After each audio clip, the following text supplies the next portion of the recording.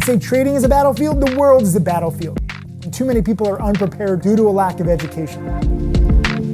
My parents gave me control of my bar mitzvah money. They thought I would lose it all. They thought that it would be a good lesson, like give the kid the 12 grand, he'll blow it in the stock market. I just got addicted to tinkering to see what worked. Senior year of high school, 12,000 became 100,000. Freshman year in college, I made nearly $1 million.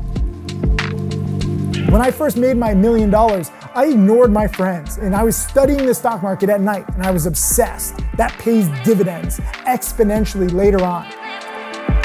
What can you do today, this week, this month, this year to put yourself in the best position 5 years, 10 years, 20 years from now? You know, I grew up never thinking about charity, never thinking about teaching or anything, but you evolve.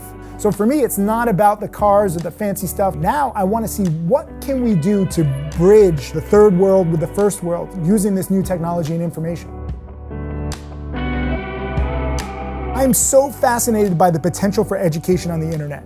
That is the challenge for me. That's what's fun. This is the chart pattern that has made me a multimillionaire.